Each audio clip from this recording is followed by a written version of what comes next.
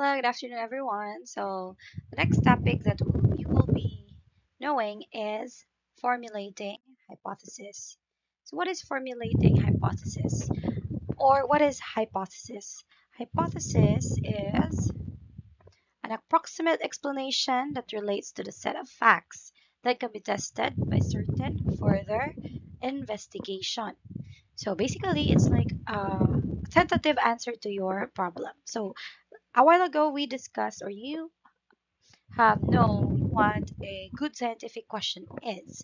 This time, you'll be knowing what can be an approximate explanation or answer that relates to that question, which will be tested through an experiment. Just remember always that a hypothesis is tested through an experiment. That is why your questions should be testable. There are two types of hypothesis. That is null and alternative hypothesis. So I think you're quite familiar with this. We're going to mention it during my discussion. So hypotheses provide researchers with some specific testaments, restatements, and clarifications of the research problem. So when you write a hypothesis, it's basically like a restatement of your problem. That is why you have to make sure that your problem is written correctly, properly. So let's talk about null hypothesis. When you say null, it is a negative statement. So it's denoted as H0 or HO or HO or H0. So kani siyang H0 is written as a subscript. So where siya gamay na ra? Or that's H. Okay.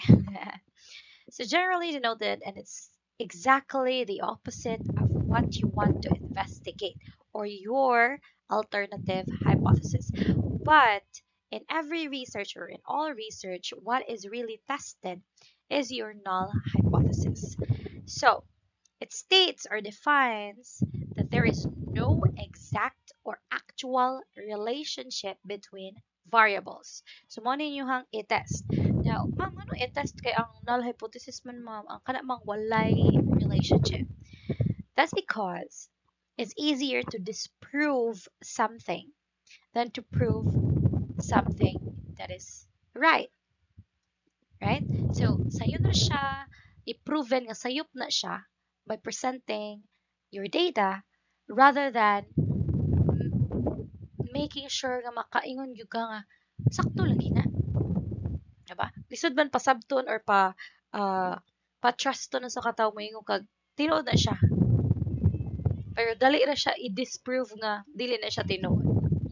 Like for example, mayong kag gwapa man ko. So sabi na pag-prove pa nga gwapa ka. Right? So hatag kag taas ko ilong, taas ko nindot ko kuan, buko, ana. But do you really think that your statement is correct? Really? Oh, juga? Can you prove that properly with those facts? But if you say, dili ko guwapa, may dahil siya, sure, juga nga, dili ka guwapa, dili pa kagmata. O, di ba? So, dali siya i-disprove something that is negative rather than prove something that is like positive. That is why in a research, null hypothesis is the one that's tested through an experiment because it's easier to disprove something than prove something is right. Okay?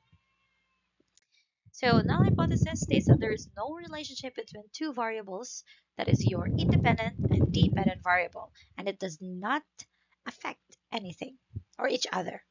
It states that the results are due to chance and are not significant in terms of supporting the idea being investigated. So you already know that 1 and 2 are different, right? But do you think that they are significantly different from each other? So that is what's being tested here. So null hypothesis states that there 1 and 2 is really not the same from each other. They're separate beings. Another type, second type of hypothesis is your alternative hypothesis. So as a while ago, a null is opposite of your alternative hypothesis. So basically, if there's no significant difference in null and alternative, there is a significant difference. And this is what we want in our research rather than the null hypothesis. So it makes or suggests or advises a potential result or an outcome of an investigator or of the investigation. And it can be directional or non-directional alternative hypothesis. So, kada siyang null, since it's the one being tested, we can reject the null. And once we reject the null, what we want is to accept your alternative hypothesis. But after data gathering, statistics, if it's proven that you cannot reject your null hypothesis or you fail to reject your null hypothesis, no, meaning there's no significant difference, then we cannot accept your alternative. Muna siya itawag alternative ni class kay siya mo'y puli or alternative sa null if it has been rejected. So meaning meron na gano'n siya relationship na mag-confess ka sa imong sa imong crush. Now you can be rejected, right? There's no significant feelings. I don't have any significant feelings from you. So you reject your alternative, your null hypothesis. There is no significant feelings. If you reject that, then mura na pala gaingon ka nga na-crush ka niya, right? But if you say that I don't have significant feelings and your significant feelings are that null hypothesis is not failed to reject, then you accept that you don't have any significant feelings for that person. All right. So alternative hypothesis is denoted as either H1, diba? Null is H0. For alternative is H1 or HA. Gamay nga A or dako nga A. And it states that there is a relationship between two variables, which is your independent and dependent variable. So for example, there is a significant difference. There is significant difference between Bareta or like brand A and brand B in terms of getting rid of stain, right? So if if imuhang ganahan gyud may baon wala lahi gini sila naging difference kani siya makatanggal og taman kani siya kadili makatanggal og stain. So what you want is your alternative hypothesis, but what you will test is your null hypothesis. So moingon ka there is no significant difference nila. So ano mo ang i-test? So tanaw ko na nato be if wala ba gyud may diferensya silang duha. So right after the result, you can see hala natangtang yun ang brand A nakatangtang. Hala wait itanong na kung brand B dili kayo daghan ang nakuha nga stain. So we can say nga there is a significant difference. So we can say that your null hypothesis is rejected, thus you will accept your alternative hypothesis. And that it states the results are not due to chance. Dili na siya chance, dili na siya kanang ay or man na kanang chance naman dili man siya sure. Sure na siya kay undergo man na siya experiment. And that they are significant in terms of supporting the theory being investigated. Null, for example, if one is fed club soda, just like your regular Coke, your Sprite, for 1 month, and another plant is fed plain water, there will be no difference in growth between two plants. So, imong null hypothesis, wala na ni difference siya sa imong panig butag soda or wala ay soda. So, when you write your hypothesis, you can do if blah blah blah then. So it's an if and then if and then statement. Whereas your alternative hypothesis states that if one plant is fed club soda for 1 month and another plant is fed plain water, the plant fed with club soda will grow better than the plant fed with plain water. Okay, so take note of the difference. When you say null, no, it's a negative statement. For alternative, it's a positive statement. Now these are the two types of alternative hypothesis. So since it's an alternative hypothesis, it's a positive statement. So we say directional. Directional alternative hypothesis, it has direction. So nakaipadulngan. So it explains the direction of the expected findings. Diba you know already that hypothesis is a tentative answer. So na nakaipadulngan nga answer. Na gitanaw nga mao dyan siya answer. And sometimes this type of alternative hypothesis is developed to examine the relationship among variables rather than comparison between the groups. So, nauni mo if nabag ni siya yung relationship sa isa. So, kanibang number of hours sleeping has an effect on your scores. So, let's have non-directional. Non-directional hypothesis has no definite direction. So, di pa ka sure asa ni siya padulong kinsa jud nilang duha.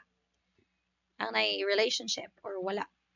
So that's non-directional alternative hypothesis. Let's look at some examples. So once again, directional is one way, but non-direction is two way because you don't know. It's like mura kag mamilig duha ka agianan. Yeah, nakalimot ka asa ka padulong nga balay or asa inyo dapit. So nakay duha ka choices. Di ka sure asa na duha. Or since so hito na makaasa padulong, mo na gyud mo agian. Di na ka mamili sa duha. So directional, so hito na ka, you know what to do. Non-directional, you still don't know what will happen. You did not state where the result is going yet. Okay. So for example, directional hypothesis, deaf children whose parents are deaf will acquire language faster than deaf children whose parents are not deaf. So may makakuha gini siya dali og language kay iyang mama kay na ama deaf man pud. Compared sa kanang di kadungog, niya iyang mama kay kadungog, mas dugay daw siya maka. So naingon na ka nga ay paspas gini siya makakuha. That's directional, paspas. Ay hinay gini siya makakuha. But non-directional, you don't know still if mapaspas ba siya, hinay ba siya, high ba siya, scores, low ba siya, scores. So you can say male and female supervisor will differ significantly in their use of the threat as compliance gaining strategy. So for example, ako, a teacher, basta dili ka mo join nire, absent ka. But mo matter ba na siya sa female o male nga teacher? So, we still don't know. That is why, dili ka makaingon nga, ay, mas ma-effective ni threat niya kay babay siya. Kaya siya, mas effective din siya ang yung threat sa mga bata kay lalaki siya. Not really threat but strategy. So, when you do or write non-directional alternative hypothesis, you do not specify a direction. You just need to differ significantly, but have difference. But when you say directional hypothesis, imo na siyang tagaan og direction. Paspas gini siya, muhinay gini siya, mutaas gini yung score, di gini siya mutaas. Did you get it? So, another example. Null hypothesis. You have your question. Do students work better on Monday morning than they do on a Friday morning? This is not a good research question though. So you can just how well the students work depending on the day or in a week, for example. So your hypothesis, students will recall significant information, more information on a Monday morning than on a Friday afternoon. That's your hypothesis. Your null hypothesis, there will be no significant difference in the amount of information recalled on a Monday morning compared to a Friday afternoon. So your null hypothesis, you just need to write no significant difference. That's your null hypothesis. Whereas, uh, this is just some examples of null hypothesis. So students who eat breakfast will perform better. Not really a good. This is just an example, but you cannot use better, best. Okay, hot, cold. You already know those words that are not good or not should not be used when making a good scientific research question. So you cannot use better. So this is just an example of a like normal. You can do this. You can do better, but not in a scientific question.